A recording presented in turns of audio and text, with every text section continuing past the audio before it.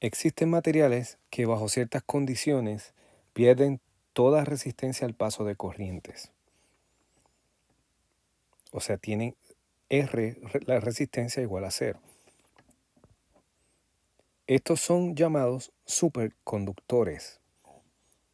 Y hay materiales que a temperatura ambiente son metales, pero si uno baja la temperatura hasta cierto punto, entonces se convierten en superconductores. Su resistencia se desaparece, se vuelve cero. Y podemos mencionar algunos ejemplos. El aluminio,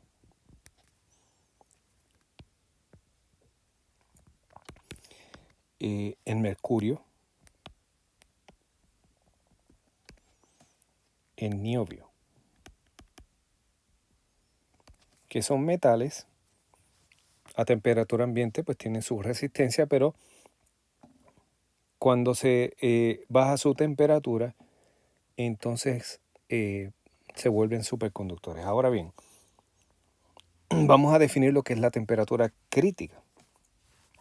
Así que podemos decir lo siguiente: estos materiales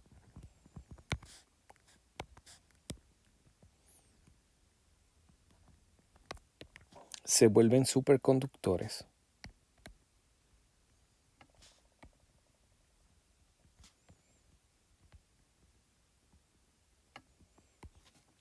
cuando se enfrían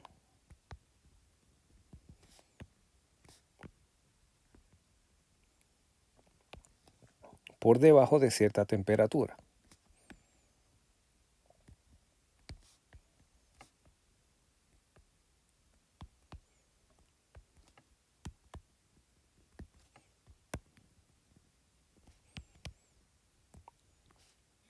Llamada temperatura crítica.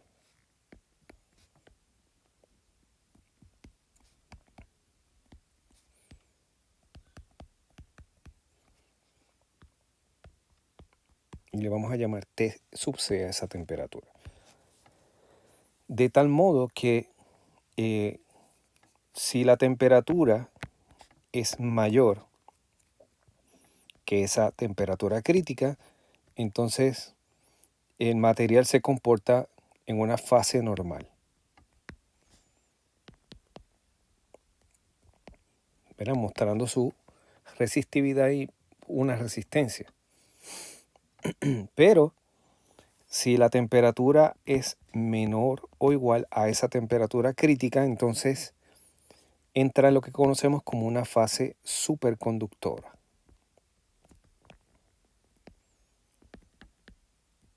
Y eso lo vemos en esta figura. Note que si vamos bajando la temperatura la vamos, ¿verdad?, bajando en esta dirección en que se está poniendo amarillo. La resistividad va disminuyendo de forma lineal, pero hay un cambio abrupto cuando alcanzamos T sub C, la temperatura crítica. En ese caso, en lugar de seguir bajando linealmente, abruptamente se va a cero la resistividad y se mantiene en cero. Si subimos la temperatura, va a llegar un momento en que va a haber un salto de nuevo a cierta resistividad, a cierto valor, y al seguir subiendo la temperatura el proceso es a la inversa. Pero note esa transición que ocurre de una fase normal a una fase superconductora. Podemos mencionar como hecho histórico que la superconductividad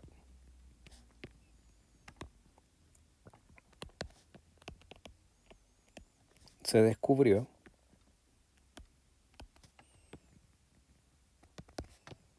en el 1911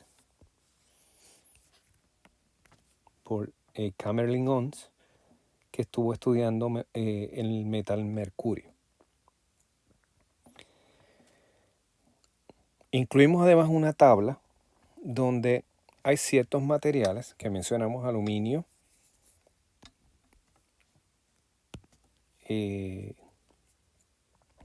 mercurio y niobio, que son metales. La temperatura crítica está dada en Kelvin. Si note que 1.19 Kelvin es una temperatura bajísima. De hecho, la escala de temperatura absoluta, si uno tiene la temperatura en grados centígrados, uno le suma 273 grados, punto 15, y entonces obtiene la temperatura en Kelvin. Como la tabla está en Kelvin, yo quisiera convertirlos a temperatura en centígrados. Así que la temperatura en grados centígrados es temperatura en Kelvin menos 273.15. Si uno usa esa ecuación, uno encuentra lo siguiente. 1.19 es básicamente negativo 272 grados centígrados. 4.15, o más bien saltando a los números más altos, a 92, esto sería negativo 181 grados centígrados. El próximo sería negativo 168 grados centígrados.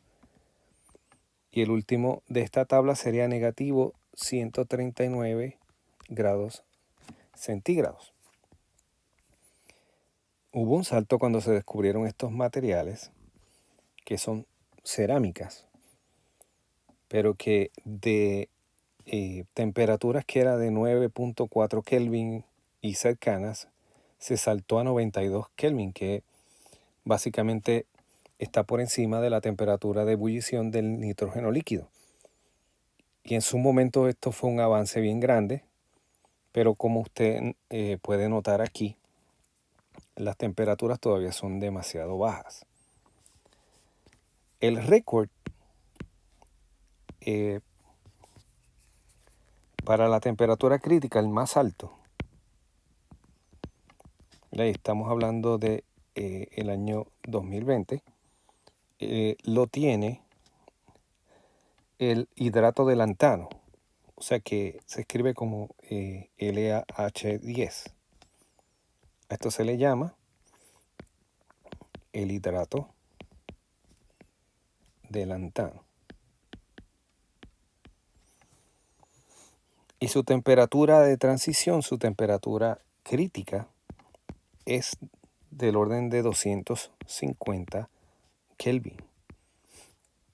Esto es negativo 23 grados centígrados. Y usted pensará que eso es bien bajo, pero realmente se está aproximando a cero, ¿verdad? Se está aproximando a la temperatura ambiente. Y en algunos lugares en la Tierra es posible, ¿verdad?, en un invierno bien frío alcanzar esa temperatura, o sea que no está tan lejos de lo que es alcanzable. Lo que se desea es tener este tipo de materiales que no muestran oposición al flujo de corriente para hacer distintos artefactos y ciertas tecnologías que se pueden desarrollar como aplicaciones. Podemos mencionar en la transportación. Ya existen trenes que son superconductores, corren sobre una vía levitando y usando campos magnéticos. Los superconductores tienen esa virtud, ¿verdad?, que podemos con ellos generar campos magnéticos intensos. También hoy en día se usan en los MRI, se usan en los magnetómetros. Son instrumentos para medir el campo magnético. Y se desea usar estos materiales en el futuro en la transmisión eléctrica. Si se consigue un superconductor, un material que sea superconductor a temperatura ambiente, pues entonces ese material si se usa para fabricar alambres, pues uno podría hacer transmisión de energía eléctrica sin pérdidas, eh,